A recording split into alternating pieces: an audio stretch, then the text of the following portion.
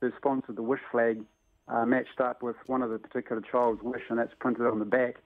And we're going to lug them up to Everest Base Camp, take the photos, and then present them to those sponsors on the way back down, or so when we arrive. So it's really nice to have that personal touch.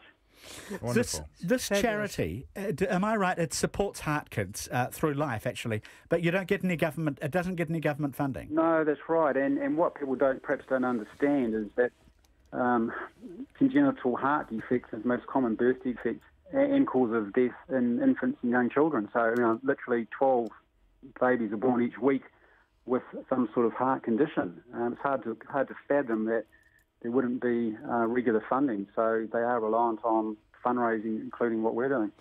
You've done a pretty prodigious fundraising effort so far, Colin, so congratulations on that. So when do the four of you fly out?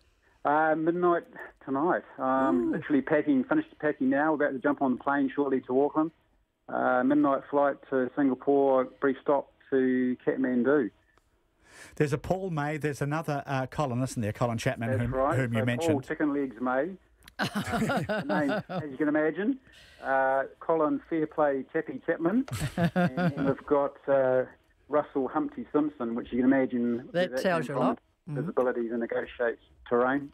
We're getting the picture, and we wish you all the best of Good luck. Good luck. Yeah, Thank you, Colin. Thank you very much. It's very exciting, something that, given our age and stage in life, I think it's pretty outrageous. We're not exactly spring chickens. And Oh, you are. To be able to do it and have the support of our family and the wider community is really invigorating. Yeah, we're really excited about it. It's a once-in-a-lifetime opportunity. And you will tell your grandchildren, I know you will. Good luck, Colin. Thank you very much for talking to us. Time. Colin Thompson on the panel. Oh, That's great. Now, times are pressing. I don't know how many dots we can join here, but in a nail-biting Eurovision final, Netta Barzilai won it for Israel with a song that suits the current Me Too mood.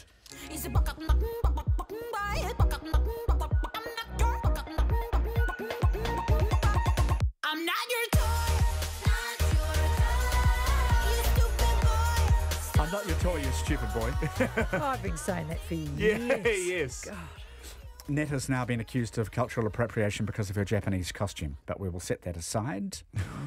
Actress Salma Hayek says male Hollywood stars should take a pay cut. Highly paid male stars will have to make sacrifices if they're serious about gender equality. Shouldn't that apply to every industry, actually? Do you think the stupid boys will do it? I agree it does. But do you know what? My friend, Mark Wahlberg, he has made this movie all about the money, all the money in the world with Michelle Williams, John Paul Getty's story. Yeah. And it had to be reshot because of Kevin Spacey, so they had to get in. And he got 1.5 million for his reshooting. Michelle got 1,000. It's crazy. So he gave all of his money to what was that foundation in her name? Time's Up. Okay, in Michelle fantastic. Williams' name. You see, only nice people follow me on Twitter. Yeah. That was a pretty magnanimous gesture, wasn't it? Oh, no, that's really cool. And that's what other guys have got to do. He's a cool dude. Anyway, the rest of this conversation will have to wait. Yeah. But we've managed to have a few conversations on the panel today, and good ones they have been. Julia, I've loved it. I've gotten smarter, I think. Oh, well, I'm trying. I'm really trying. I've gotten smarter, I think. Guy Williams has been on today. Julia Hartley-Moore, thank you both. Thanks for having me. Thank you. Thank We're you. back tomorrow as per usual. Thank you, everybody. And Checkpoints coming up with John Campbell.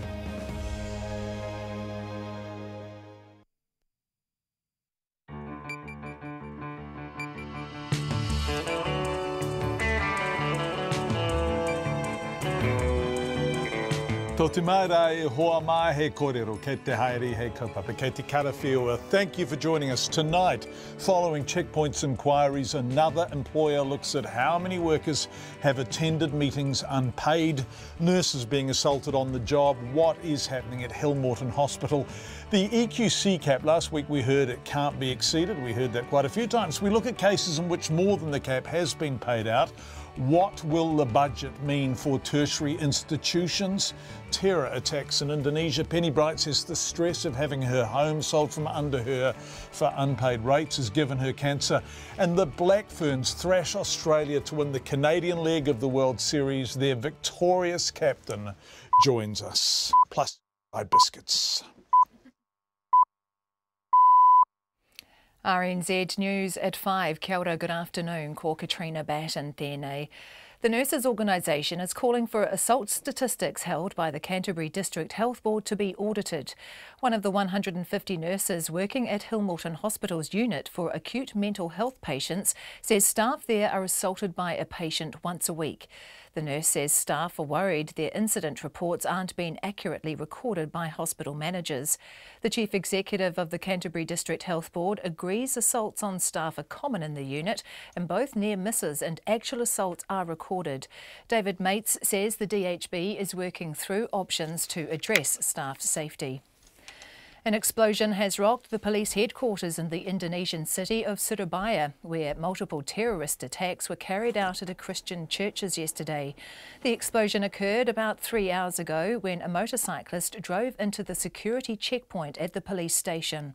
Police say they suspect the attack is once again the work of the Islamic State-linked group JAD. CNN's Aldi Hawari is in Surabaya. Police officers have already released the CCTV videos that show at least there were 4 police officers and 4 people in 2 motorbikes that were on the scene. And officials said that they suspected JAD or Jemaah Ansharul Daulah, which is ISIS-inspired group that was behind this assault. Aldi Hawari in Indonesia's second largest city, Surabaya. The lawyer for a man accused of murdering his father has described this deceased as a monster and says her client acted in self-defence. RNZ News cannot name the son, the father or report exactly where and when the killing happened. The defence says on the night of the killing, the father had beaten his wife and tormented his family for hours, and the son killed him in self-defence. The accused lawyer described the father as a monster akin to the character Jake the Muss in the film Once Were Warriors. The Crown says it was murder. The cattle disease Mycoplasma bovis has now been discovered on a Waikato dairy farm, the region's first known case. The Ministry for Primary Industries has confirmed the farm in the Cambridge area has tested positive. It means 39 properties around the country are now affected by the disease. An employment lawyer says Uber drivers fed up with low pay and few entitlements may get some reprieve if legal action is taken or planned law changes come into effect. About 100 of the country's 6,000 Uber drivers stopped working today in protest, saying they get below minimum wage and some have been dropped from the platform without warning. An employment lawyer, Susan Hornsby-Gellick, says with Uber considering drivers as contractors, they don't get entitlements like leave or minimum pay. However, she says overseas courts have ruled differently. In the UK, they have found that Uber drivers are employees, not contractors, and I would expect that sooner rather than later there will be similar cases in both Australia and New Zealand. Susie Hornsby-Gellick says the Labour government has promised greater protections for dependent contracts, namely film industry workers, which could also benefit Uber drivers' entitlements. WorkSafe says the number of people dying of asbestos-related illnesses is expected to decline, but not for decades. It says about 170 people die every year after being exposed to the building material. Today, John Robertson was sentenced in the New Plymouth District Court for not taking the proper precaution when removing asbestos from a building in February 2017. A WorkSafe spokesperson, Simon Humphreys, says it can take 20 to 30 years before the effects of any asbestos-triggered diseases are known. He says asbestos was used in buildings as recently as the late 90s. If you look at 20, 30 years from then, that certainly we're not seeing all of the people that we're seeing that are suffering the effects of asbestos-related diseases and ultimately losing their life. It's not solely people from like 50s or 60s kind of scenario. Simon Humphreys. The supermarket chain Foodstuffs has admitted it uses facial recognition technology to catch shoplifters in the North Island. The Otago Daily Times reports a Dunedin man who went into a New World store was pulled aside and questioned by staff who mistakenly claimed he was a known shoplifter. The supermarket later apologised. Foodstuffs, which runs New World, Pack and Save and Foursquare, says the man was picked out by a system called Aura, which usually takes pictures of car licence plates. He says he was not identified by facial recognition technology, which Foodstuffs only deploys in some North Island supermarkets. It's 5 minutes past 5. Sport and the New Zealand women's rugby sevens side have kept alive their hopes of winning the World Series title, trouncing arch rivals Australia 46-0 in the final of the latest tournament in Canada. The Black Ferns ran riot, scoring 8 tries and scarcely allowing the series leaders Australia any possession, as New Zealand narrowed the points gap to just 4 with 1 round to play in Paris. New Zealand have won the last 2 tournaments and also beat Australia to claim the Commonwealth Games gold medal. And Tyler Nathan Wong says today's win shows how much the team has developed over the season. It's been a hectic couple of months, and to come out here and put that effort against a strong Australian side is amazing. It just shows you that the hard work, the trust, the belief, the connection that we have in this team culture is incredible. To win the overall title, the Black Ferns will have to win in Paris, with Australia finishing no better than 4th. While slipping back down the field in the final round of the Players' Championship in Florida, New Zealand golfer Danny Lee has still enjoyed a $500,000 payday after tying for 7th. Lee started the final round in 2nd place. However, his even par final round couldn't match the rest of the field as the American Webb Simpson cruised to victory by 4 shots. A request seeking a replacement gold medal for New Zealand boxer David Nyeka has been made to Gold Coast Commonwealth Games officials. The Hamilton boxer had the medal stolen from his car a couple of weeks ago. That's the news. Parents of preschoolers waiting for funding. Our heart goes out to them. Many of those parents have had to fight and scrap every step of the way for every inch of support they get. But there's only so much cash in the budget. Actually, the growth plan is about, do we have enough classrooms, do we have enough teachers to meet the growing population? And I want the growth plan focused on that. So where did all the money go? They've just spent nearly $1 billion on Ministry of Foreign Affairs. Shane Jones is getting $4 billion for a slush fund, and a phenomenal amount of money going into free feed. Doing the numbers in Budget Week. Morning reports, weekdays from 6. Then on 9 to noon, can the Iran nuclear deal be salvaged? Former US negotiator under President Obama, Rob Malley, discusses why the fate of the Iran deal is now in Europe's hands. And after 10, the award-winning writer, filmmaker, editor and medical doctor, Uzodinma Iweala, on his long-awaited second novel, Speak No Evil. Join me, Catherine Ryan, on 9 to noon, after morning report on RNZ National. Met Service weather through to midnight tomorrow. Northland to Waitomo and Taumaranui. Also Coromandel Peninsula, Bay of Plenty and Taupo. Fine spells and cloudy periods. A few showers as well. Taranaki, fine spells at first, but periods of rain from evening, heavy and possibly thundery at times. Gisborne to Wairarapa, mostly cloudy with scattered rain or showers, clearing tomorrow afternoon and becoming fine. Whanganui and Taihape to Wellington, cloudy periods today with patchy drizzle about Wellington, rain at times tomorrow. Nelson and Marlborough away from the Kaikoura coast, mainly fine today, but scattered rain developing tonight with some heavy falls and possible thunderstorms tomorrow. Kaikoura coast, Canterbury Plains and Christchurch, cloudy with occasional light rain or drizzle. Canterbury High Country, Westland, also Otago, Southland and Fiordland, mainly fine today apart from some areas of low cloud or fog, cloudy at times tomorrow with patchy rain north of Queenstown. And for the Chatham Islands, cloudy periods, a few showers developing tomorrow afternoon. It's 5:08 and you're listening to Checkpoint. Thank you very much indeed, Katrina. Nice to have you back too. Thanks everyone for joining us. Coming up on the program tonight, Spotlight itself is under the spotlight after staff reveal they too are required to attend unpaid morning meetings. Extraordinary response to our coverage of the story on Friday night. This is one of the follow-ups we're doing. But we begin tonight in Christchurch, where the Canterbury DHB has confirmed a nurse is assaulted at least twice a week at Hillmorden Hospital's mental health facility. DHB CEO David Mates says he's deeply concerned about revelations. Nurses have been attacked at work anywhere from 8 to 30 times a month over the past year. He says the DHB is working to address safety problems, but staff argue accurate records of incidents haven't been kept, meaning the extent of the problem isn't known and responses haven't been adequate. Logan Church with this exclusive report. Hillmorden Hospital sits in the middle of the leafy suburb of Middleton and serves those struggling with mental health illness. How often would a nurse be assaulted? There would probably be at least one a week. It can be unprovoked. You can just be sitting in the office and patients have been known to come in and assault staff. This nurse is one of around 150 staff working in the adult acute inpatient unit at Hillmorden Hospital and one of several spoken to by RNZ News. We've altered the nurse's voice to protect their identity. For the purpose of this story, we will call the nurse Chris. One-off assaults on staff at Hill Mawson Hospital have been widely reported in the past and have included violent incidents from punching to slapping to kicking. Chris says part of the problem is patients getting permission to exit the hospital on leave, but some often return high on drugs, such as methamphetamine and cannabis, or completely wasted.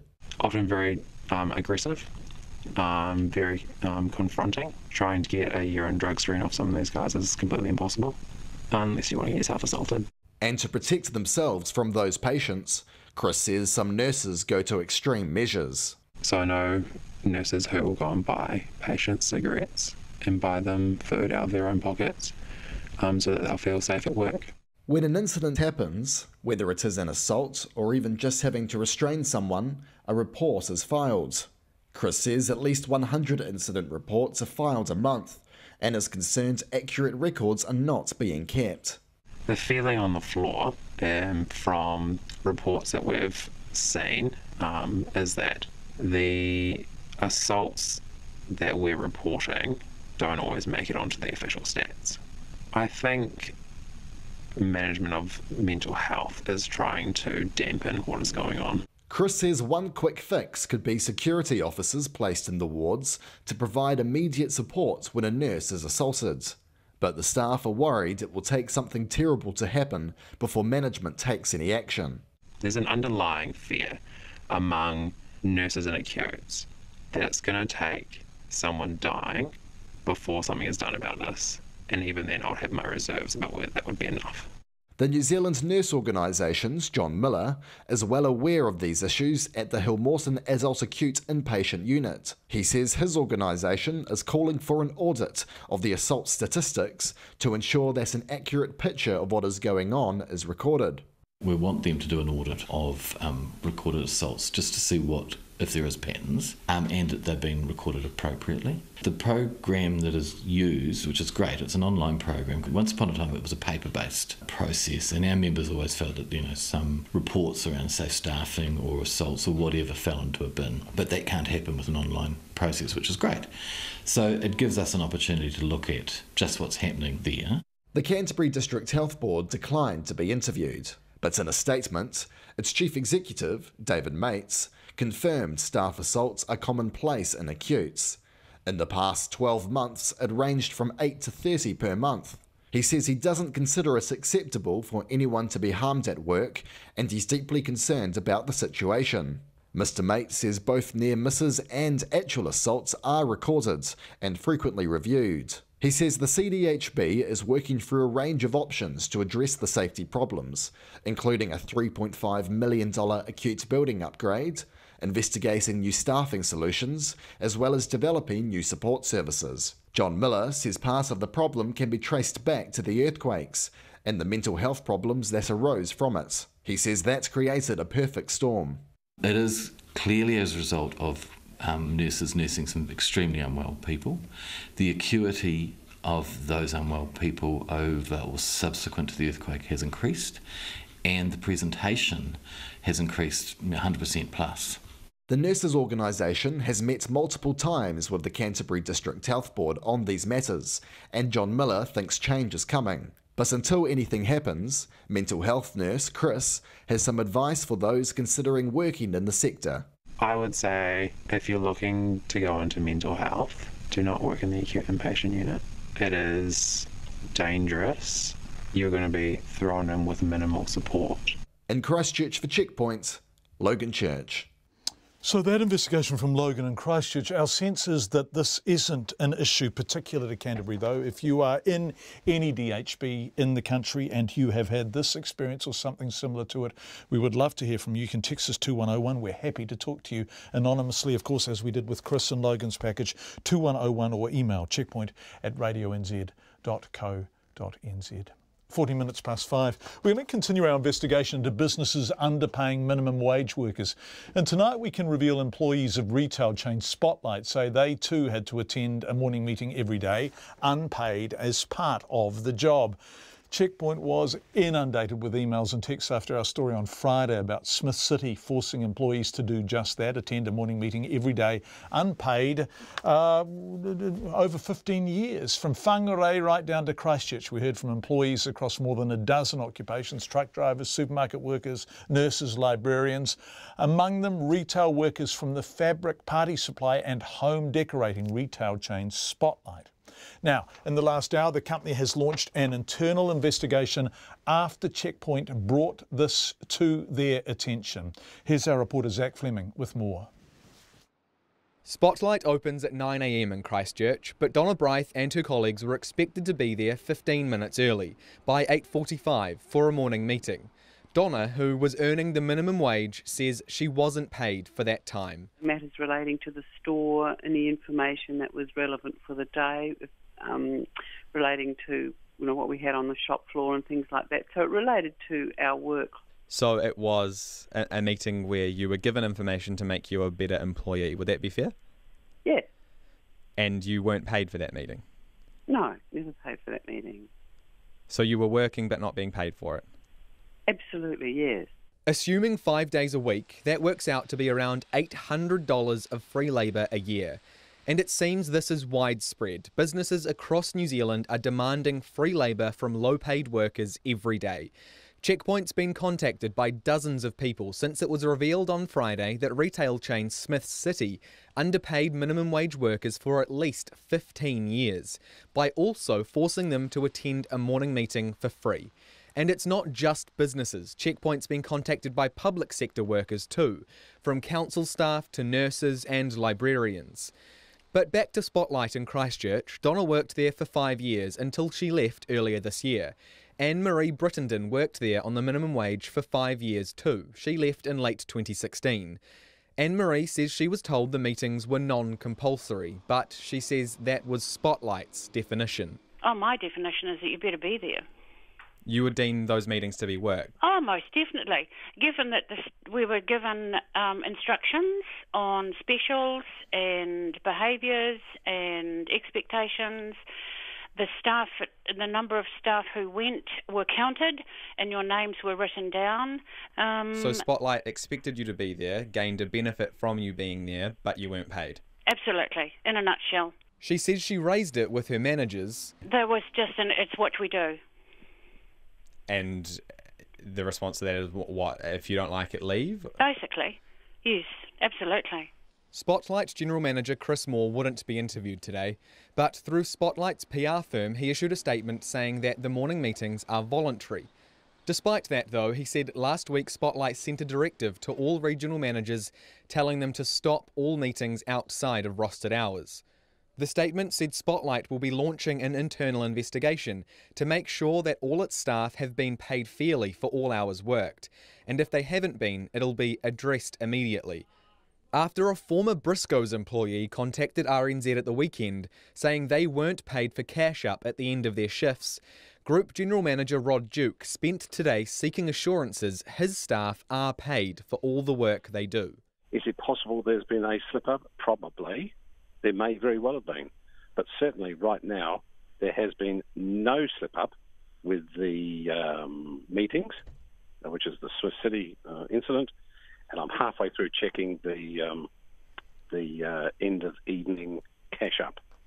If anyone was affected by the end of evening cash-up, I mean, even if it's two people in one store, could they come to Briscoe's and expect to be reimbursed for that historical pay? Immediately, of course. If there happens to be anyone who thinks they may have, very, very, very happy to check. On Friday, the government issued a warning to businesses who are asking employees to work for free. And today, Workplace Relations Minister Ian Lees-Galloway said he's concerned at the number of businesses being accused of doing so. Look, it certainly appears as though it's widespread. It's something that I remember from my younger days, that these sorts of expectations that you do a little bit of work around the edges and not get paid for it was just part and parcel of the working day. And I remember thinking at the time that it didn't seem right, but often when you're young and you're not unionised, you don't speak up. So I hope that this decision will demonstrate to all employers that this practice is not acceptable, and that they will quickly change their business practices to get themselves in line with the law. And of course, one of the roles for government is to make sure that we're enforcing the law properly, which is exactly why I am determined to increase the number of labour inspectors that we have. Anne-Marie says current Spotlight Christchurch employees are still being told to go to morning meetings unpaid. Oh, yeah, they're still there. Yep, they're still going. Checkpoint phoned the store today to check. A staff member confirmed they won't be paid for today's morning meeting. For Checkpoint, Zach Fleming. Now, if you work at a store that should be paying you, well, anywhere, an employer that should be paying you for work you are doing, meetings you are required to attend, or who is not paying you for breaks that you are entitled to, paid breaks under employment law, we really want to hear from you. We will talk to all of those employers if you get in touch with us. Text us 2101 or email checkpoint@radionz.co.nz, and once again, we don't have to use your name. It's almost 21 minutes past 5. Israeli police have deployed extra combat battalions and snipers at the Gaza frontier, with the US Embassy in Jerusalem so controversial, of course, due to officially open later tonight, our time. It is one of the most controversial foreign policy decisions of his presidency, and Donald Trump announced in December that the US would recognise Jerusalem as the capital of Israel and move its embassy there. Alongside Ivanka Trump and Jared Kushner, who are both senior White House advisors, the US Secretary of State, Deputy Secretary of State, Stephen Mnuchin and John Sullivan will be at the ceremony. So this is a formal and high-powered US turnout. Most other nations will not be sending a representative. This report from the BBC. These Israeli bikers staged their own tribute to the new US Embassy, riding in from the old site in Tel Aviv. Soon after the modern state of Israel was created, exactly 70 years ago, it made Jerusalem its capital. But not even its closest ally recognised it until President Trump's declaration last year. It's a great thing for Israel that the President of the United States did what he promised, and many presidents before him promised to move to Jerusalem. And we want to show to everybody this is the place of our capital, and all the embassies in the world need to be there. This holy and disputed city is at the very heart of the Israel-Palestinian conflict. Both sides want it as their capital. And for decades, most of the world agreed its status should be decided between them in peace talks. The US is the first to move its embassy, but already others say they'll follow. For now, the new embassy will be just a few rooms inside the consulate offices that were already here. It'll take years before a new building goes up. But it's the change taking place right now that has huge symbolic significance. That's why Israelis are delighted and Palestinians are furious. This date is always a time of protest for Palestinians. They remember how in fighting in 1948, hundreds of thousands of people lost their homes on land that became part of Israel. This year's demonstrations are also aimed at Washington. It will be for the embassy. Gaza will rise up along with the West Bank. Everyone, the children, the boys, the women, no one will stay home. Already, President Trump's daughter and son-in-law have arrived in Israel for the embassy opening. But the White House's idea of a new peace plan looks more unrealistic than ever. Palestinians say the US isn't an honest broker in the peace process and have cut off official ties. Along with the big celebrations here, there are rising tensions. That embassy opening later tonight. Obviously, Morning Report will cover it tomorrow. That's Yolanda Nell in Jerusalem for the BBC. 2 new fissures have opened up on Hawaii's Big Island as the Kilauea volcano continues to erupt.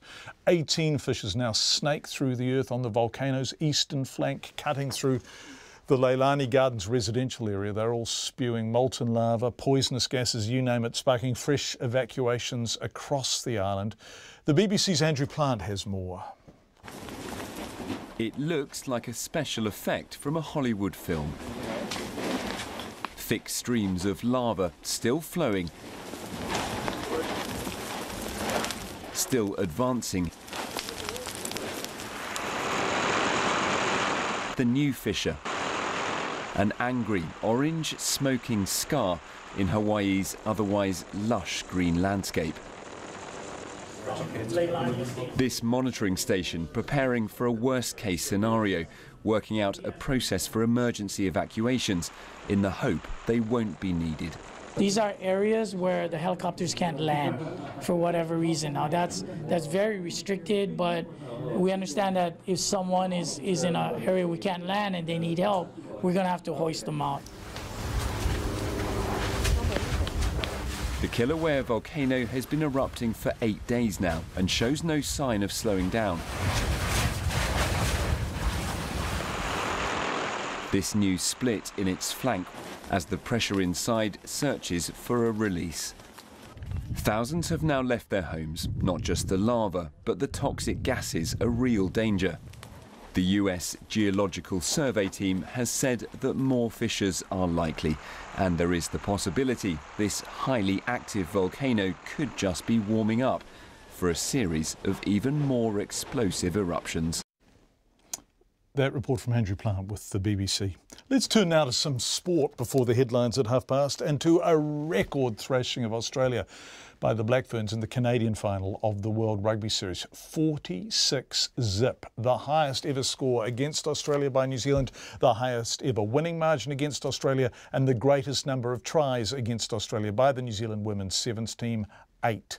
Remember, this is the Australian team who beat the Black Ferns for gold at the Rio Olympics, and in recent years the competition between New Zealand and Australia has usually been intense and often very close, but not this morning. After the game, we spoke to Black Ferns skipper Sarah Goss, whose work rate, even by her own high standards, was heart-burstingly full on.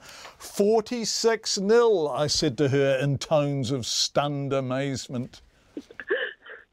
I know, I just can't believe it, the way that the girls came out firing from the first whistle, and it was cool. That's what we talked about before the game, that we knew if we could get up a couple of tries, then it was going to be our game to play with. So it was amazing.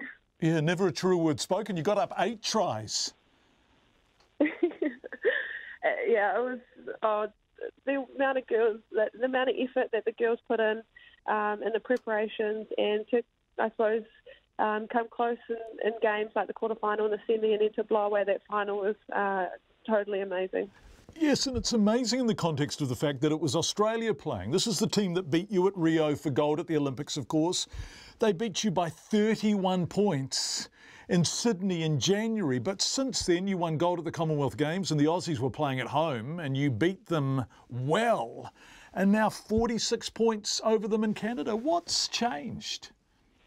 Oh, for us, we've connected so much better.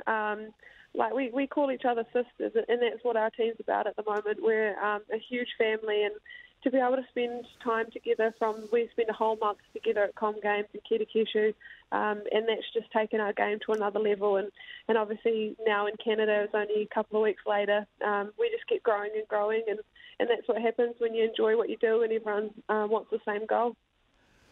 And you're professionals now, which, as you should be, of course, which must make such a difference because unlike all the women who've come before you, you can play rugby full-time without worrying about how you're going to pay the bills. Yeah, I don't know how people do it without it and without being professional. Like it's our lives. Rugby is what we do and what we really want to do. So most of us spend 7 days a week thinking about rugby, training rugby. But it's what we love. Like we're friends off the pitch as well, and that's what makes our team really special. Yeah, it does. And everyone says that. Every time I talk to a member of your team, that's exactly what they tell me. Can we talk about you being a young rugby player at Fielding High? Did you ever dream that you would be going to the Olympics, to the Commonwealth Games, to the World Series in Canada, Paris next, and if you win that, you are the World Series champs? Did you ever think that this would happen? Oh, I didn't. You always dream about it, but until it happens, you still pinch yourself. I walk around these amazing hotels next to my sisters, and I'm like, wow. Like, I come from a little small town that lived in the country, didn't have 2 dimes thrown together, but to be travelling the world doing something that I absolutely love, I couldn't have scripted my, I suppose, life to being any better. Yeah, well, everything rides on Paris now. How exciting is that? Yeah, it's going to be amazing. We've never been to Paris as a team, and obviously we've heard a lot about it. And I can't wait to first get home and do some recovery and spend a bit of time with family, because it's been quite limited the last couple of months. So we'll do that and then reconnect before we head to Paris. Yes, you've been away an enormous amount. You started, I'm not getting this wrong, am I? You started all 5 games at the Rugby World Cup, which for people listening who don't know about this is a 15s tournament. So you've been away a lot and playing an enormous amount of rugby. Yeah, it's been great though. I'd rather be playing than training, to be honest. So I've really enjoyed it. And both tours, whether you're 15s or 7s, it's amazing, and everyone has heaps and heaps of fun. Well, you do your team and your country proud, and yourself. Sarah, thank you. It's so nice to talk to you, and congratulations. Thank you so much. Thanks for ringing.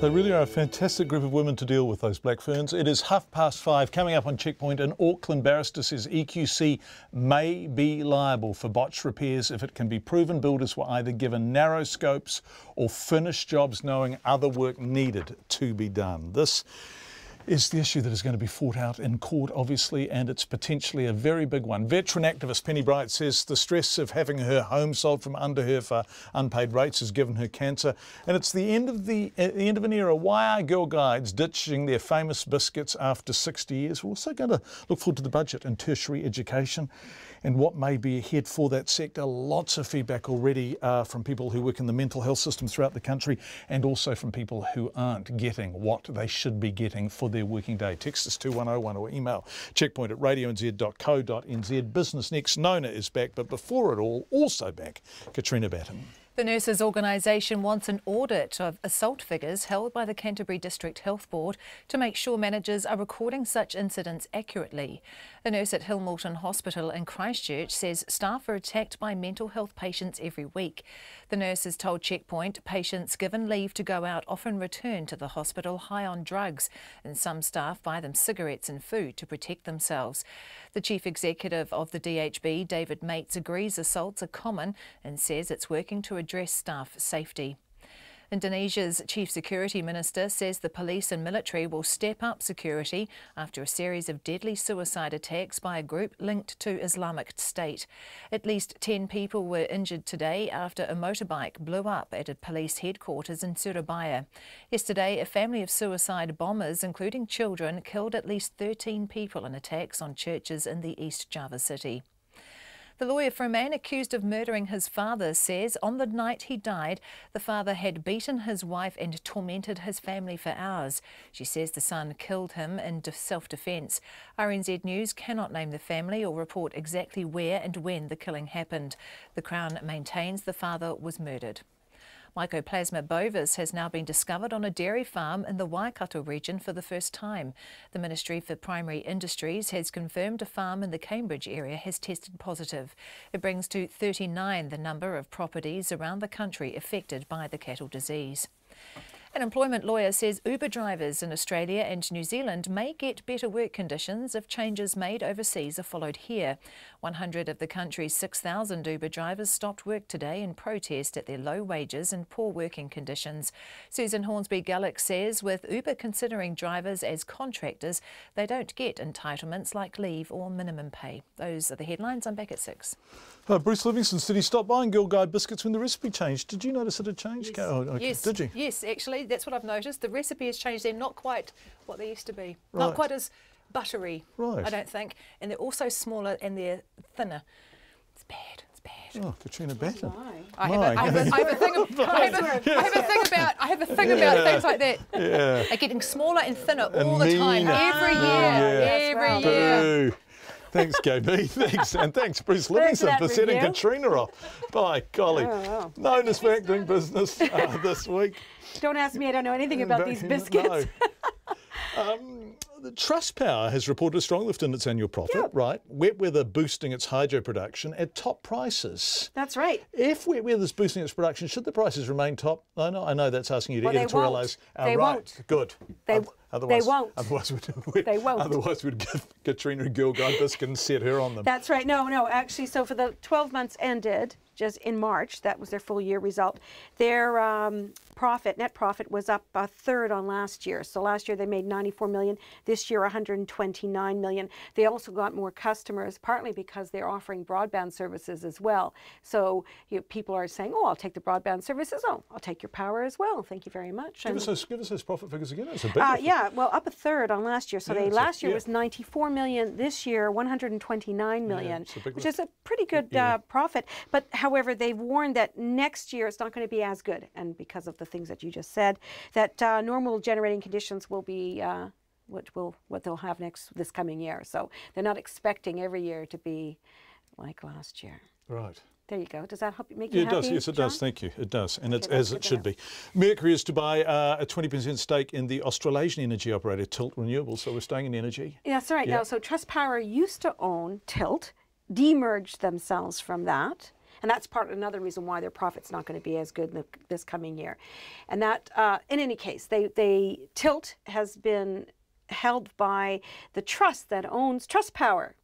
The Tauranga Consumer and Electricity Consumer Trust owned Tilt Renewables, which is a wind company, pretty much wind development, wind farms, solar energy as well. And so they had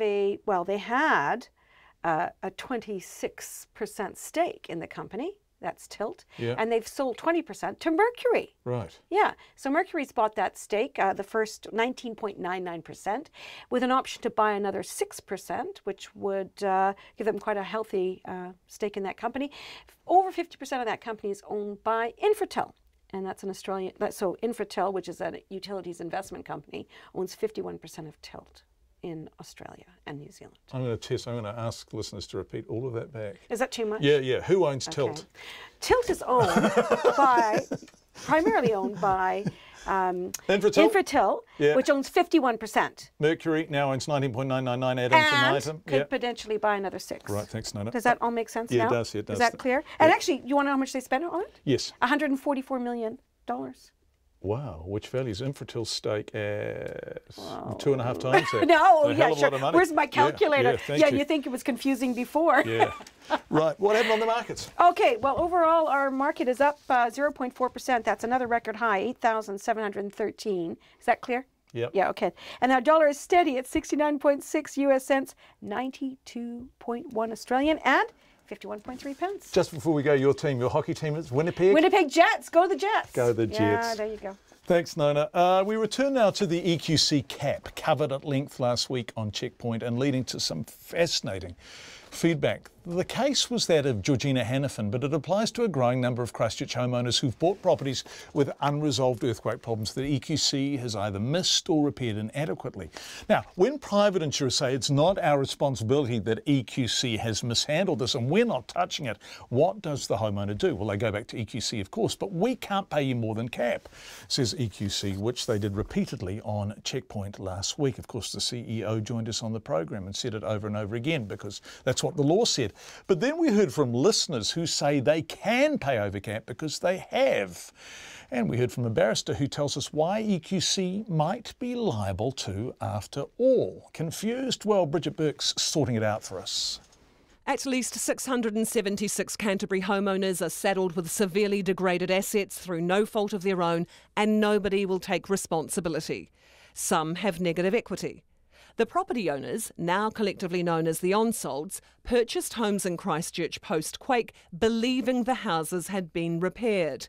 Georgie Hannafin and her husband were among them. Georgie's lawyer, her bank and her insurance company were all happy to accept EQC's repairs were up to scratch in 2013 when the couple purchased their first home in Linwood. All the EQC repair work had been completed. That was the selling point of the house. But those repairs were far from up to scratch. Georgie now finds herself with a $300,000 mortgage on a broken home, needing $260,000 in repairs, with an offer of just $48,000 from EQC to fix the damage she didn't even know existed when she bought the house. Well, we will continue to work with Georgie within within the Act and up to that cap. I mean, I can't do anything more than that in terms of work within that cap. That's the CEO of EQC, Sid Miller, speaking to Checkpoint last week. He's referring to the EQC Act, which he says means EQC can legally only provide cover of up to a statutory cap of $100,000 plus GST. We reach a point with the Act where we get to a cap, and that is, within the legislation is as far as we can go. But is it? Since then, Checkpoint has been contacted by a number of Christchurch homeowners who say they've been paid over cap. David Townsend is one such case. The EQC were quite negligent in a claim of mine a few years ago, or a couple of years ago, and they admitted their liability in the end and paid me cap funds. And then I went back to them and said, well, you haven't paid me for all the reports it's taken to convince you that you didn't do the right thing in the first place. And in the end, they admitted with that, and they pay all my extra expenses over and above cap. So they paid cap funds to me as they should have, and then they paid extra above that to cover the expenses that I'd incurred. How much extra? Roughly 20k. Elisa says she's also been reimbursed over cap for engineers' reports back in 2015. When we were arguing over the house, EQC told me I needed to get my own independent engineer, and they said if they ended up agreeing with that engineer, they would reimburse us for his fees. They eventually agreed with our engineer. They paid me the cap payment, and then I went back to them to chase them up for the reimbursement, and I was told adamantly they could not legally give me a single cent more than the $115, which they had obviously already just given me. It was in black and white in the Act that they could not do it. I argued and said, well, you have already told me you would reimburse me for the engineer's fees. And I got an MP involved, and within days, EQC had paid me out for the engineers' reports. The EQC Minister, Megan Woods, says the government needs to determine where liability lies. It's not clear that it necessarily lies with EQC. Look, if I could just wave a magic wand and fix this, believe me, I would have. But what we have to do is make sure that we sort out this complex problem, because there isn't just one story out there. We know there's at least 600 odd. Ms Woods told John Campbell in an interview on Friday she would have to discuss with Mr Miller how many overcap payments have been made. No, I don't know the specifics of that. There could be reasons. It's something I'd have to have a look at and discuss with Sid. But if EQC exists to put it right, and their repairs or their scope are woefully inadequate, and in Georgina Hannafin's case we actually have a letter from their insurer describing the repairs quite explicitly as substandard. So if EQC haven't done the job well enough, why on earth should the cap apply? Well, one of the things that we have to do is make sure that liability does actually sit with EQC, and that's far from... well, who else would... Sorry, Minister, who else could it sit with in these circumstances? Well, it could be the way in which the private insurer interpreted the insurance policy. It could be the contractor. It could be the project management company. We've identified there's probably, and it could be EQC, there's probably about 4 places it could sit. So a letter from one of the people that could themselves be liable isn't the conclusive But I've seen, forgive me for interrupting, because yes, it could sit with all of those people, but I've seen the contract between EQC and Fletcher's. It indemnifies Fletcher's against the buck stopping with them. In other words, this is a theoretical discussion. In the end, the only people who can own this are EQC or the private insurer. You can't go back to the contractors. It says that in writing. Well, that's also the thing we're looking at. What the Fletcher's contract is indemnified for is the workmanship. What the question is whether or not Fletcher's had a duty as the project management office. That's what the contract is for. It's for their role as the project manager rather than the work itself. And I mean, this is where it gets complicated, and it's splitting legal hairs in the way they often are, and why it is complex and complicated and needs to be done properly. Auckland barrister Chris Patterson believes EQC could well be liable if a test case can prove repair work has been substandard and the initial scope of work's too narrow. What needs to be established is that the remedial work that needs to be undertaken is as a result of the builder failing to do the work to the standard of a reasonably prudent construction professional. Even though they might have been limited by the brief handed to them by EQC? Correct. So if the brief itself was what caused the builder not to meet the standard, then that's not a defence to the builder or to EQC.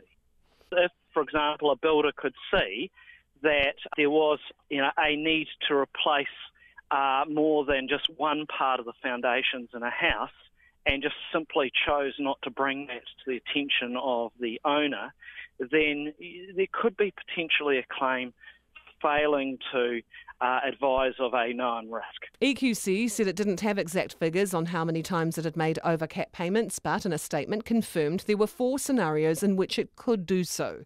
These include when EQC has a prior agreement to be reimbursed by the private insurer, when previous defective repairs that were carried out and need to be redone may not count towards the cap, when total repair costs may exceed cap but need to be apportioned against multiple events, when additional payments need to be made, like David and Elisa's cases, for the reimbursement of expert fees or temporary accommodation.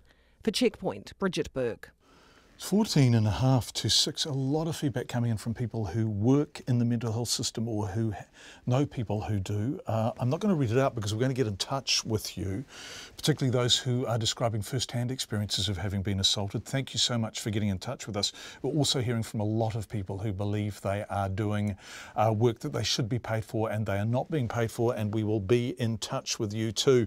Nona and I was getting confused about the ownership of everything when we were talking about Trustpower, Mercury and Tilt and Infratil, and someone texted in, John, isn't the electricity story even more incestuous? Doesn't Infratil own Trustpower? By golly, you're right, they do. They own just over 50% of them, so yeah, it's even more confusing, and it does seem to be wheels within wheels, that story. And Girl Guide biscuits, Lynn sums up the prevailing sentiment here. John, I agree with Katrina. I stopped buying Girl Guide biscuits some years ago when the taste changed hugely. It became far more artificially vanilla-y and somehow fat, not butter. I went from love to loathe. Yes, I apologise to all vegans and people who work for the National Heart Foundation, but everything is improved by butter, really, isn't it? Right, it's coming up to 30 minutes to 6. Thanks for your feedback. Text us 2101.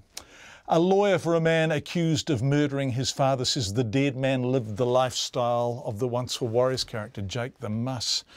The High Court in Christchurch has heard the deceased described as a bully and a monster. Now, the trial is shrouded in extensive suppression orders, which means RNZ can't report the names of the accused, his dead father, or exactly where and when the killing happened. But our court reporter Edward Gay has filed this report from court. The Crown says the accused murdered his father. The son's lawyers say he was acting in self-defence. Throughout today's opening statements, the son, aged in his 20s, sat in the dock weeping. The Crown prosecutor Gareth Case said on the day of the killing, the father returned home from work and was violent. He seriously assaulted his wife. He punched her in the face a number of times and kicked her also a number of times. She gathered up her baby and headed to the house where her son and other family members lived, but the father followed on his motorcycle. Mr. Case said the father was angry and accused a daughter of stealing from him. He also assaulted her. He left but returned later that night, still angry. The reasons he was given was that she'd gone to the children's house, brought them into their fight, and he told her to pack up her things. In fact, he directed the defendant and the defendant's little brother to start packing up mum's things. While they were away, there was another argument with the father demanding the keys to a car and driving off. But he returned a third time, still angry. You'll hear evidence that he stood outside on a deck out the front of the property, yelling at the family, banging on the walls. The family were all inside at this point. They'd locked the doors, turned off the lights in the hope that he might leave. The son's partner called out that the police had been called. A short time later, some of the family members saw a car drive off. But before the police arrived, the son took a 27-centimetre long knife and went outside. Mr. Case said no one, apart from the father and son, saw what happened next. But a short time later, the family found the unarmed father dead on the deck from stab wounds. The defendant told the police that he'd gone outside of the house holding a knife on the right-hand side. He told police that he peered round the corner of the house. The son also said his father had come out of the dark and punched him in the head. He fell to the ground and was punched again before he stabbed his father. Mr Kay said experts will give evidence about what happened on the deck, including a pathologist who found 6 stab wounds in the father, including one in the head and another, the fatal wound, to the chest. In contrast, a doctor who examined the son found he had grazes and minor cuts to his hand. In short, virtually unscathed. Mr Kay said he anticipated the son's lawyers to argue self-defence. Crown says that using the knife as he did, for him to be justified, the Crown says the defendant needs to have anticipated a very dire and imminent threat. And the Crown says that the evidence, as you consider at the end of the trial, won't support that. A lawyer for the son, Elaine Ward, said her client had acted in self-defence against a man who had a history of violence and methamphetamine use. She described the father as a bully. He was a monster. He terrorised his family, both emotionally and physically. She said on the night of the killing, the father had tormented his family for hours. If you are familiar with the iconic New Zealand film, Once We Were Warriors, a film that showcased family violence at its worst, then you will be familiar with the main character, Jake the Muss. She said the father embodied Jake the Muss. His son, on the other hand, had shunned that life. He worked 7 days a week, had never been in trouble with the law and loves his family. The trial before Justice Duffy and a jury is set down for 3 weeks. Mo te hōtaka o te ahiahi, ko Edward Gay aho. Edward Gay at the High Court in Auckland. 9 minutes to 6, an explosion has rocked the police headquarters in the Indonesian city of Surabaya, where there have been multiple terrorist attacks on Christian churches.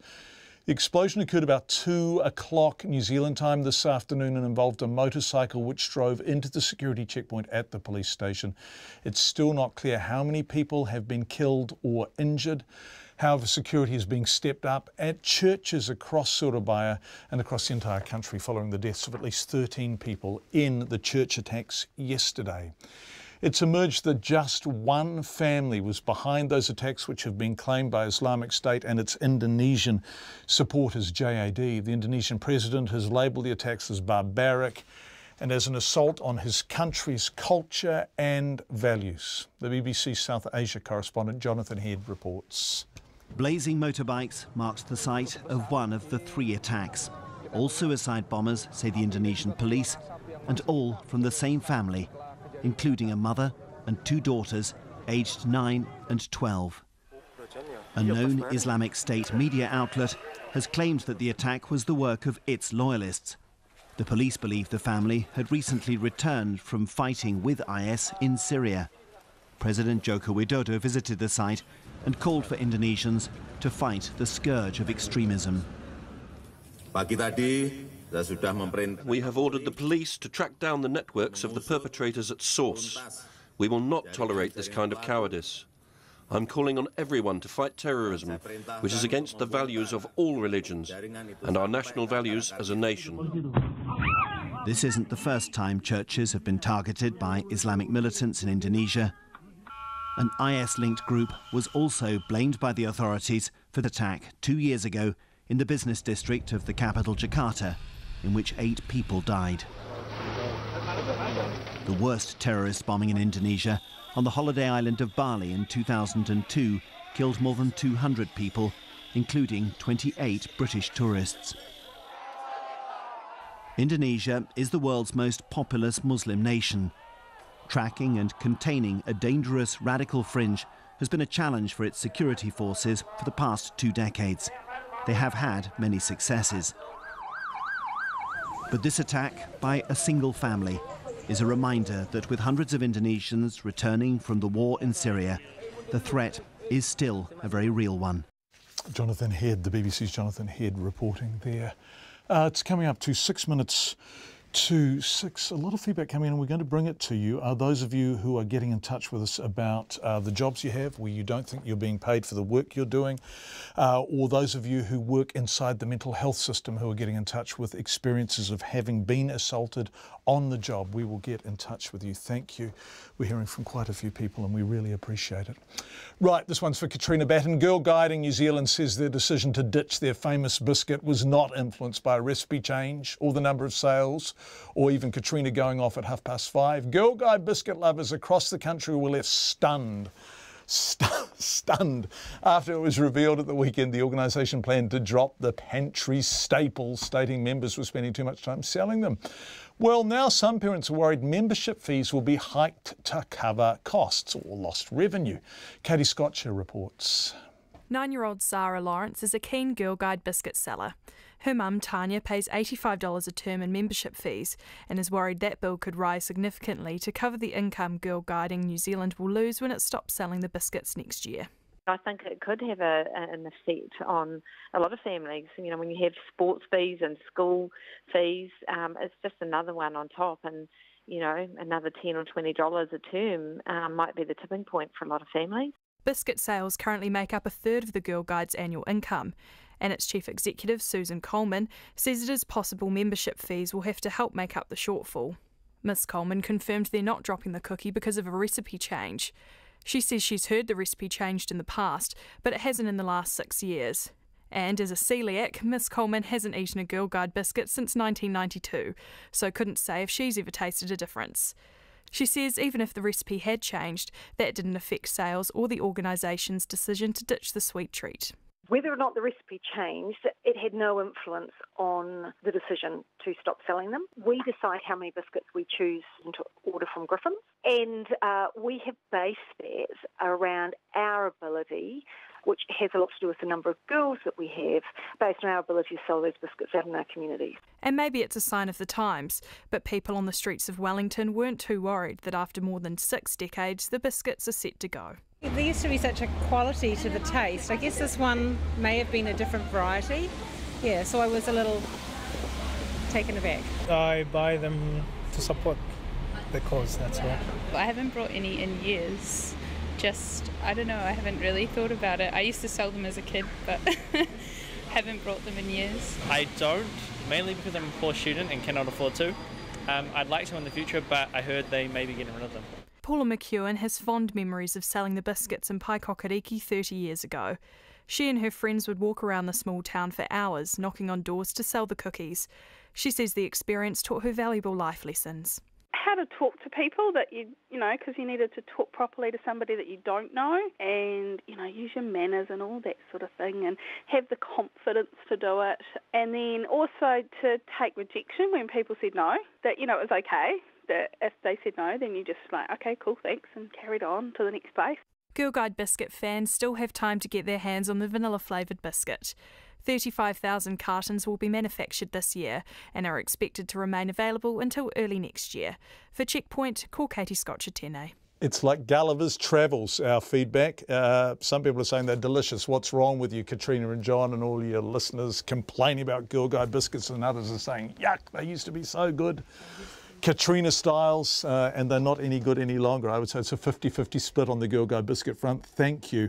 Other feedback we're receiving around mental health and people who work in the system who have suffered assaults that they don't think have been taken seriously enough by their employers, and this is an issue, it seems, in DHBs around the country. Just looking at our feedback, thank you. We will be in touch with you, and people who are contacting us about their employers. We're not going to read your emails out on air because we haven't been able to verify yet whether you are just a one-off or a common case. So we will call you and then we will deal with your employers as we did with Spotlight today. Zach Fleming's story. Spotlight say they're going to follow up after Zach's inquiries. So thank you for that. As for Christchurch and EQC, well, Steve from Paikakariki, Steve, who gives his full residential address, which is rather wonderfully old-fashioned of you, Steve. It's a lovely part of the world, Paikakariki. Says, surely some of the old on-sold home buyers received building inspection reports. Did inspectors misdodge repairs, or did the buyer get a reduction in price in recognition of the faults reported? That's a very good question, Steve, and the answer is a mixed one. Properties with repairs that just simply haven't been remediated, the work just hasn't been done, are often sold as is. The on-solds we've been looking at and hearing about in Christchurch are from properties that were repaired fairly early on after the earthquakes. At that stage there was still a great deal of faith in EQC that they were getting their checks right. And so when The realtor was selling a property saying EQC repaired. This is long before the media coverage saying, hey, the scoping is inadequate and the repairs are dodgy in a surprisingly large number of cases. People just believed them. Georgina Hannafin. Not only did she believe EQC, her bank gave her a mortgage, her conveyancing lawyer said, yep, buy away, the insurance company insured, but the job hadn't been done. So in 2012 and 13, people weren't getting building reports. Now, by golly, they most certainly are. But thank you. Once again, we're hearing from people with unsolds, and we will be in touch with you too. Katrina Batten, it's nice to have you back. Did you have a nice break? Yeah. Do you want to elaborate for 10 seconds? No. It was nice not being here. Was it? Yeah, so it's nice not being at work. Yeah. Enjoying some of the nice weather. Yeah, it's been lovely. Ish. Let's savour the pips.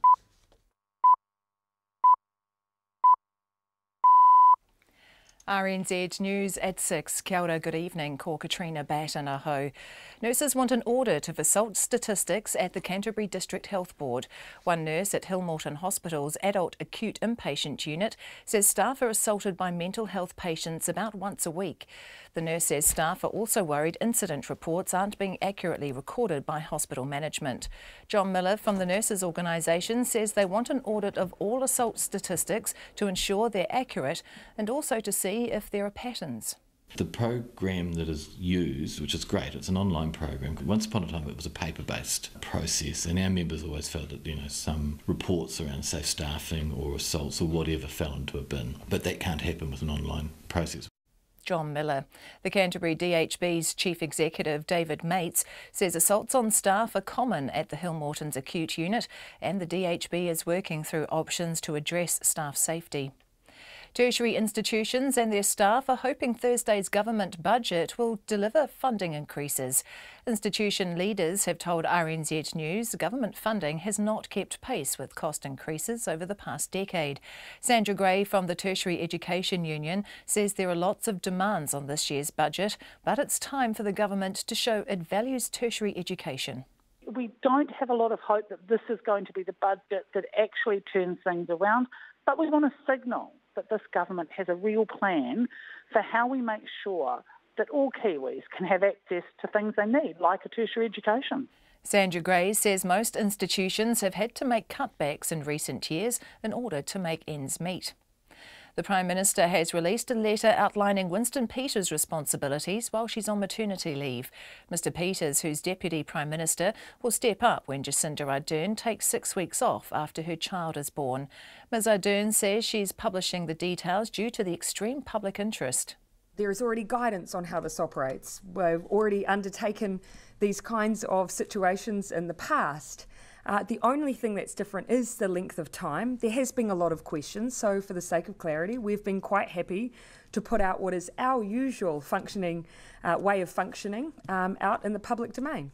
Jacinda Ardern says Winston Peters will exercise the functions of Prime Minister, but will consult her as appropriate, particularly on significant political matters. Indonesia's government says the police, backed up by the military, will step up security across the country after a series of deadly suicide attacks by suspected Islamist militants.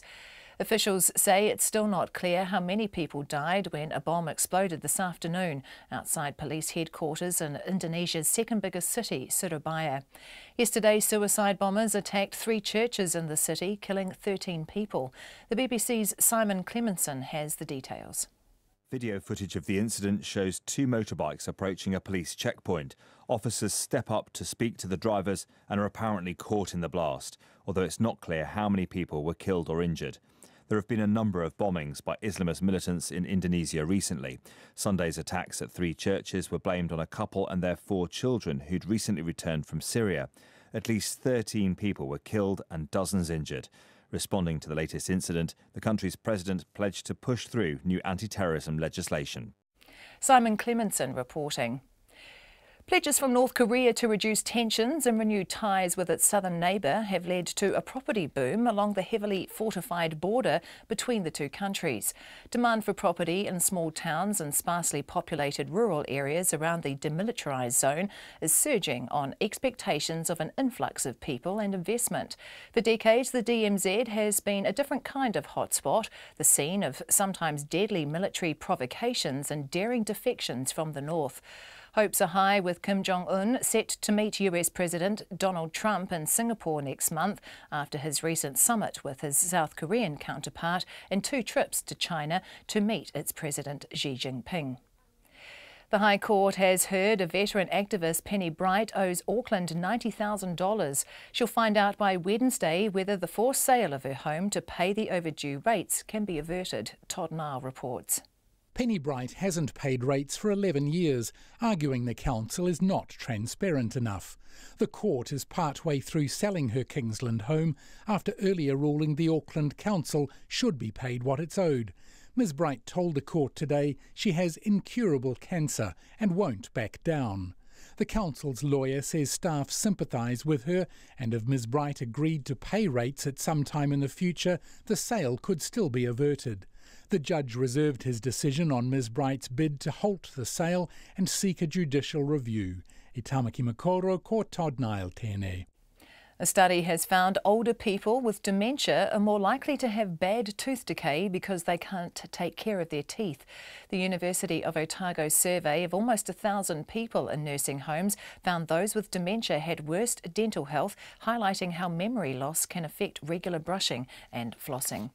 It's 6:05. Sport. A member of the New Zealand women's rugby sevens team say they're working out the secret of their success is proving difficult.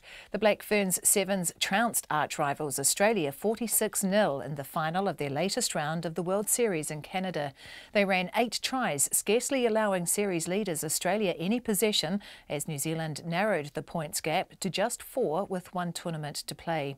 New Zealand have won the last 2 tournaments and also beat Australia to claim the Commonwealth Games gold medal, and player Tyler Nathan Wong is at a loss to describe just why the team is playing so well. Oh, it's almost indescribable sometimes. Like we just click really, and no matter who's out on that field, we all put our heart and soul out there, and we work for each other. Someone makes a break in our team, we're all chasing hard. To win the overall title, New Zealand will have to win in Paris and hope Australia finishes no better than 4th. The Pulse and the Mainland Tactics square off in a top-of-the-table clash in the ANZ Netball Premiership in Wellington tonight. Both teams are unbeaten in their 2 games so far, with the Pulse having beaten the Waikato Bay of Plenty Magic and defending champions the Steel. And the Tactics have had a narrow win over the Northern Mystics and the Northern Stars. The Nelson cyclist George Bennett is up to 7th overall after 9 stages of the Giro d'Italia. Bennett was 7th on the latest stage. That's the news. This week on Nights, our astronomer Alan Gilmore reports on recent efforts to map the Milky Way. Luckily, Google hasn't got Street View for it yet. Fergus Barrowman has the jazz. Kiwi muso Thomas Oliver is in for this week's sofa session. Because the lawnmower was born on this week in 1831, we've got a sonic tonic dedicated to grass. As in the grass you sometimes have to keep off, not the stuff you get off with. And between 10 and 11 p.m, join me, Karen Hay, for Lately. We'll be focusing on the events of the day, both nationally and internationally, and talking to the newsmakers in an eclectic mix that covers everything from the arts to politics to live events. That's Lately with Karen Hay in the 10 p.m. hour, weeknights on RNZ National. Met Service weather through to midnight tomorrow. Northland to Waitomo and Taumaranui, also Coromandel Peninsula Bay of Plenty and Taupo. Fine spells and cloudy periods, a few showers as well. Taranaki, fine spells at first, but periods of rain from evening, heavy and possibly thundery at times. Gisborne to Wairarapa, mostly cloudy with scattered rain or showers, clearing tomorrow afternoon and becoming fine. Whanganui and Taihape to Wellington, cloudy periods today with patchy drizzle about Wellington, rain at times tomorrow. For Nelson and Marlborough away from the Kaikoura coast, mainly fine today but scattered rain developing tonight with some heavy falls and possible thunderstorms tomorrow. Kaikoura coast, Canterbury Plains and Christchurch, cloudy with occasional light rain or drizzle. For the Canterbury High Country, Westland, also Otago, Southland and Fiordland, mainly fine today apart from some areas of low cloud or fog. Cloudy at times tomorrow with patchy rain north of Queenstown. The Chatham Islands, cloudy periods, a few showers developing tomorrow afternoon. It's almost 9 minutes past 6 and you're listening to Checkpoint. Thank you very much indeed, Katrina Batten, and thank you everyone for being with us. Well, as you heard in the news, Mycoplasma bovis has been discovered in the Waikato region for the first time. It comes just days after biosecurity officials admitted they may have to settle for trying to contain the cattle disease rather than eradicating it. 39 properties around the country have now tested positive for Mycoplasma bovis, which can cause lameness, mastitis, spontaneous abortions and more. The latest case has been confirmed on a farm near Cambridge. Waikato MP Tim van der Molen has spoken to the farmer and joins us now. Tim, welcome to the program. Nice to have you with us. When did the farmer get this call from MPI? So he had a meeting over the weekend and was told at that point that it was confirmed he did have Mycoplasma bovis in his herd. And what reaction? What was his? What? Yeah, absolutely devastated. This is his stock. He's not a share milker. These are his cows. They're his cows, so he leases the property, and he has obviously been through a testing process over a number of weeks to confirm that this is indeed the case. And it's been, well, he's been very open with that, of course, in terms of communicating. He's keen to get a result. He's a progressive young guy. So he's at the point now where he's got that result and he's just a little frustrated because of the communication in terms of identifying where to from here. Yeah, so what instructions has he been given in terms of where to from here? Well, he hasn't received any clarity around whether his herd will potentially be culled, whether it won't be culled, or what the steps are. In fact, he was looking to send some cows on the truck this morning, some cull animals that was agreed in the meeting with the MPI, 25 of these cows. He'd loaded 21 of them this morning with the truck driver when the truckie gets a call saying, hang on, MPI haven't got this right, we're going to have to unload them and leave them there. You know, so this guy is just not knowing where to go. He's trying to get some clarity, trying to do the right things, and he's getting conflicting messages. So can you repeat that? So he actually had stock on the truck. So the truck had come for the stock to cull them. They were good to go, and then they had to be unloaded. So this was some stock, not the whole herd, just a number of cows that he had previously planned to cull. MPI had agreed they could be sent, and then changed that this morning after most of them were loaded. Okay. Tim, I don't know how much of an expert you are. Forgive me if I'm asking your questions sort of beyond your pay grade, for want of a better description, but was there a sense of inevitability about Mycoplasma bovis ending up in Waikato? Well, look, it's been tested broadly across the country, and Waikato is the biggest dairying region in New Zealand, so it isn't an entire surprise, if we're honest, that it has come there. It is disappointing, of course, but what we really need to see now is some clarity around the next steps. And look, John, for those listeners who are not aware, we're only a couple of weeks away from Gypsy Day, the 1st of June, where any farmer who's bought and sold a farm, or any share milk or leasee shifting farms, they'll be moving cows on the 1st of June.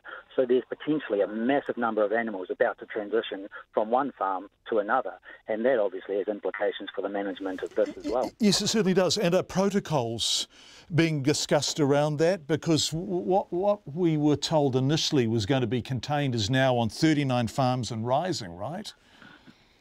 That's right. So the Minister has indicated he will give a response before the end of the month in terms of his ongoing plan for management or eradication of M. bovis. And that will be needed, of course, given the pending Gypsy Day, because there's a number of farms who may be totally unaffected themselves, but the cows that are meant to come onto their farm on 1 June may not be able to move because of this restrictment notice on the farmer transitioning from. So this has really broad-ranging implications for the industry. Is MPI being definitive enough, declaratory enough, explicit enough? Are they managing this as effectively as farmers would like? The consistent feedback we're getting is that there's certainly room for improvement in that space. And look, I'm not looking to place any blame on any MPI officials here. What we need is clear leadership to give direction to the farmers so that they can make decisions around managing their businesses. And that's not just the farmers that are affected, these 39 farms, it's those that are their neighbours, those that are in their regions, and indeed the industry bodies across the country. These guys have a wealth of knowledge and information, and they need to be engaged actively by MPI and the Minister in this process, and there's too many gaps in that at the moment. Tim van der Molen, Waikato MP, joining us live there. So Tim has spoken to the farmer who has been found to have what they call M. bovis, Mycoplasma bovis, on his farm in Waikato. Not only is it the first farm in Waikato, I think it's the farthest north, that the northernmost farm that it has been found on so far. Of course, it started in the South Island. 39 properties and rising. June 1st is a key date. Of course, Gypsy Day it's called in the business. If you are a dairy farmer, or in fact if you have any kind of cattle, cows on your farm, we'd love to hear from you. Text us 2101 in terms of how the M. bovis outbreak is being managed. Right, let's go from Waikato to Central Auckland. Veteran activist Penny Bright will know by Wednesday whether she's managed to avert the forced sale of her Auckland home after refusing to pay her rates for more than a decade. An emotional Ms. Bright appealed to the High Court in Auckland today to stop the sale, which the court is organising to clear a $90,000 debt to the council, unpaid rates. The self-styled anti-corruption campaigner who's battling ovarian cancer told the court she won't take an option offered by the council to call off the sale. Our Auckland correspondent Todd Nile was at court. Penny Bright's refused to pay rates for 11 years, demanding the former Auckland City Council and now its successor be more transparent about contracts let to outsiders. Her legal battle over her refusal to pay has also run for more than a decade, and the court is now managing the sale of her $1 million Morningside home after deciding the council should be paid what it's owed.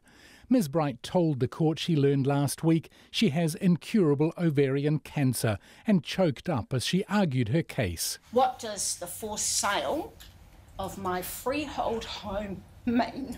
It means the home where I've lived for 28 years, my home where I conduct my work that I choose to do. I've been a public watchdog, as it were, for the last 18 years, Your Honour. The council's lawyer, Kelly Quinn, told the court that Penny Bright's debt now totalled more than $89,000, including penalties and court costs awarded in the past. And she said on its present path, the debt is expected to rise by $12,000 every year. Council staff, of course, are sympathetic with Ms. Bright's current situation. No one could help but be. But in this instance, Ms. Bright has been the author of her own misfortune. She is perfectly able to sign up for rates postponement and the rating sale will be withdrawn. And that's the snag. Penny Bright sees agreeing to pay at some undetermined point in the future as caving in. Ms. Quinn told the court the council understood the repercussions of a sale would be severe for Ms. Bright and had tried to avoid it, but she said the council also had a wider view. If council cannot exercise its statutory function to proceed by way of a rating sale where someone simply refuses to pay their rates, my submission to that has public repercussions. Almost 30 supporters packed into the small courtroom to hear Penny Bright argue her own case. They applauded as she left, and outside some explained their support. Because I'm Penny's friend. It is very, very cruel, mean and nasty, and it's not surprising that this has affected Penny's health. I'm here for a very definite reason, because I like to see justice. Outside the court, Penny Bright had the last word, if only for today. I'm the one who is going to be irreparably damaged, and especially with my health the way it is now. What, you're going to force the sale of my house, force me out of where I live and work and I have for the last 28 years? Justice Downs told the court he would decide by 9 o'clock on Wednesday morning whether to halt the house sale to allow Ms. Bright to seek a judicial review. I tamaki makoro mo te hōtaka o te ahiahi, ko Todd Nile tēnei. 2 minutes past 6. Leo from Ellerslie. Nice to hear from you, Leo. I was asking a very good question. Good evening, John. I'm confused. The cattle disease has been commented on frequently since appearing on a South Canterbury farm. It certainly has, Leo.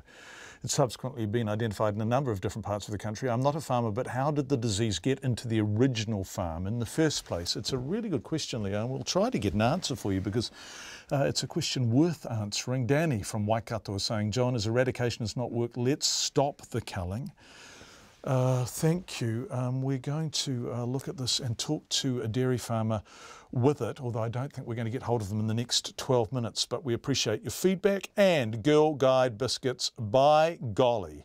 Surely Griffiths could continue with this iconic bit of Kiwiana, baking them and selling them through supermarket chains with a small royalty to Girl Guides.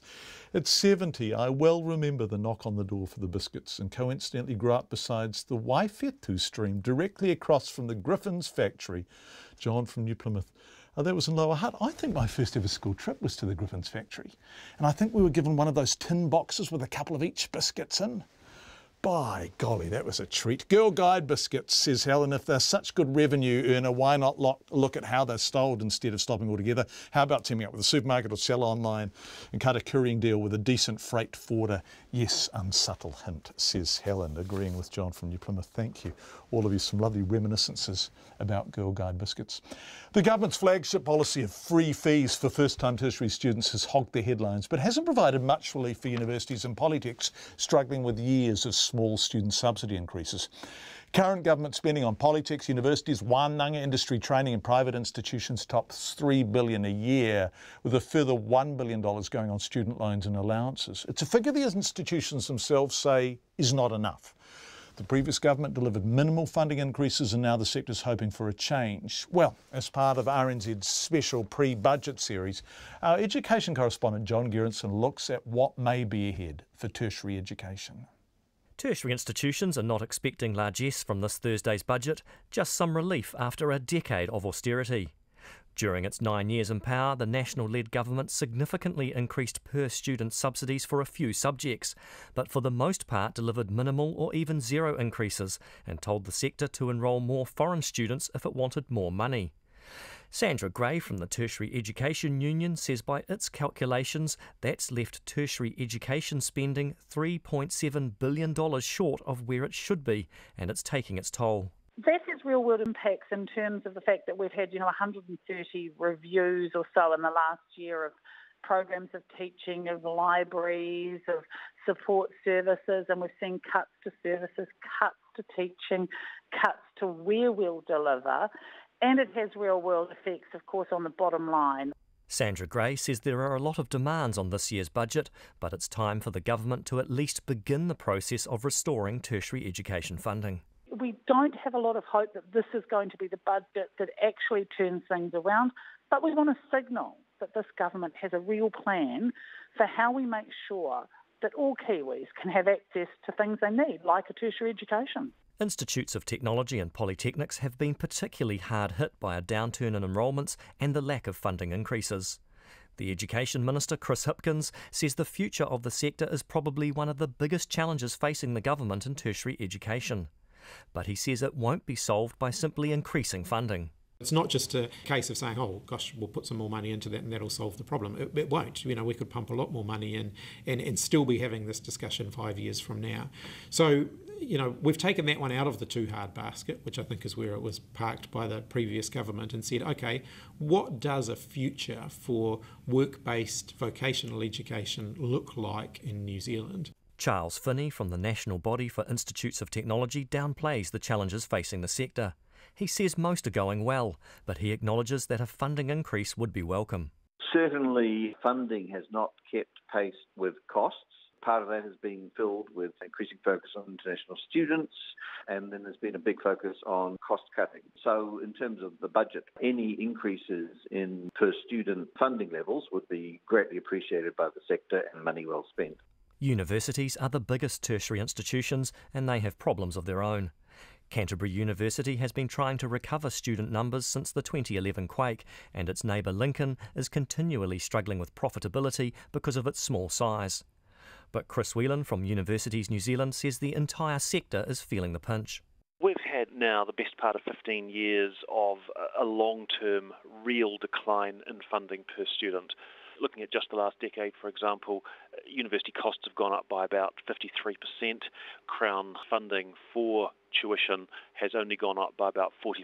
So we're starting to see a very large gap opening up.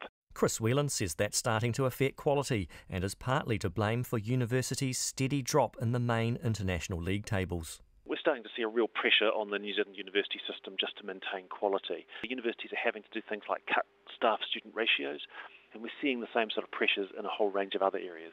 The new government has already increased spending on tertiary education.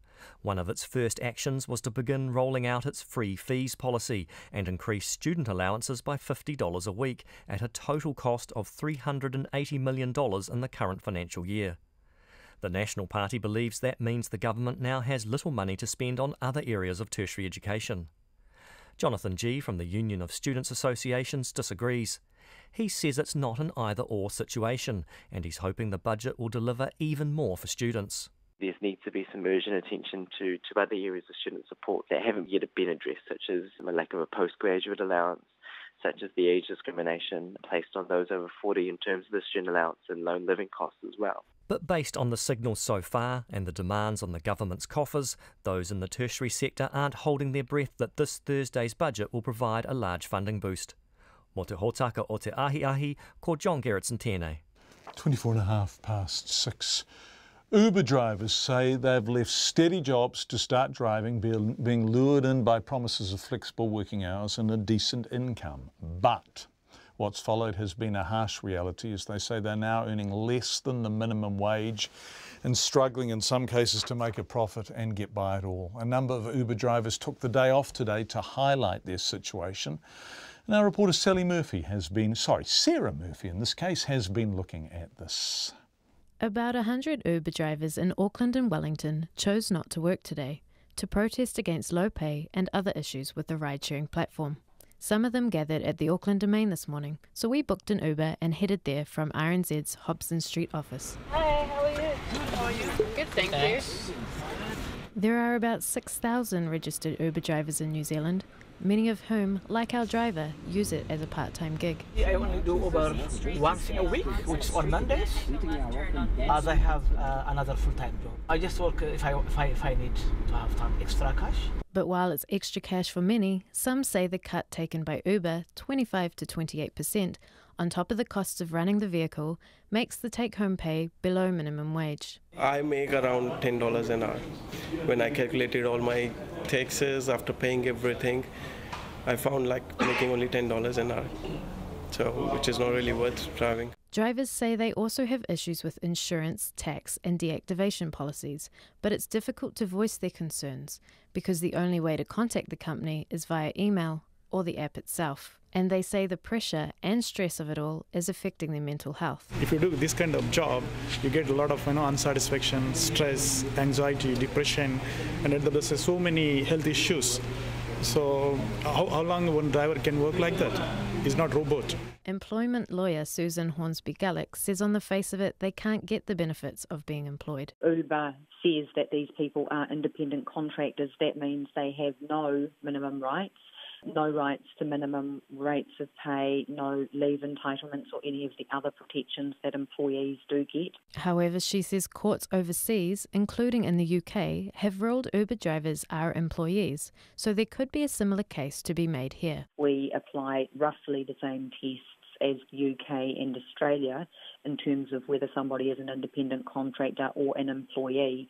So in the UK they have found that Uber drivers are employees, not contractors, and I would expect that sooner rather than later there will be similar cases in both Australia and New Zealand. Ms Hornsby-Gallick says the Labour government has foreshadowed greater protections for dependent contracts, namely film industry workers, which could also benefit Uber drivers' entitlements.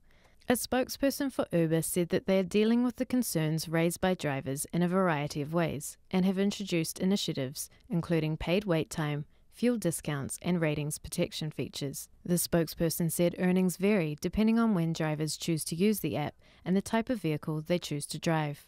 The drivers we spoke to today say they hope by voicing their concerns publicly, Uber will take them seriously, but that they won't hold out hope. Some are trying to promote other rideshare apps they say have better benefits for drivers to anyone that will listen. I tamaki makoro, mo te hōtaka o te ahi, ko Sarah Murphy tēnei. Thanks, Sarah. Just before we go tonight, we're going to jam this in. It's CNN looking at the behind-the-scenes prep for Harry and Meghan's wedding. When Meghan Markle steps into St George's Chapel, her arrival will be heralded by state trumpeters. I don't think we'll be seen. I think you'll all be looking at the dress rather than us, but you'll definitely hear us, yes. Trumpet Major Matthew Screen sent recordings of several fanfares to the couple for them to select which one they wanted. It's a very poignant moment, if not the moment of the wedding, and there's a lot of pressure involved. Given Prince Harry's military service, it's no surprise the household cavalry has been asked to play an important role on the day. Those who served alongside him in Afghanistan remember him fondly. On a personal level, humorous, bags of humour, which he seems to pull out the bag even when the chips are down, people are hungry and fed up and want to go home. He can still pull out a laugh. Some of his former service personnel will ride alongside the royal carriage, whilst others will line the steps of the chapel. I think it means everything to me and to my men, and I like to think it means a lot to him, knowing full well that the soldiers on parade have either served with him on operations abroad or have worked with him on training exercises. At the cavalry's barracks in central London, there's a buzz of excitement. As uniforms are cleaned and mended, jackboots are polished, the armoury is checked, and horses prepared for show. It's a routine they're used to, but this time the audience is global. And when it comes to Prince Harry's fiancée, Meghan Markle, they're pretty excited about that too. A cracker, to be fair, a looker, very cool, got that Yankee style. Yeah, well happy for him. Well, Effie, CNN's Max Foster with that report from Windsor. Thanks for being with us, everyone. That's Checkpoint for tonight. RNZ News headlines at 6:30. The Nurses Organisation wants an audit of Canterbury DHB figures to see if they accurately reflect what Hill Morton Hospital staff say are regular assaults by mental health patients. Tertiary institutions and staff are calling for more funding from this week's budget as catch up for a decade of increased costs. Jacinda Ardern has released details of the Deputy Prime Minister Winston Peters' responsibility while she takes 6 weeks maternity leave. A Waikato dairy farm has tested positive for Mycoplasma bovis, the 39th property to be infected with the cattle disease. And Indonesia's government is increasing security across the country after a series of deadly suicide attacks linked to Islamic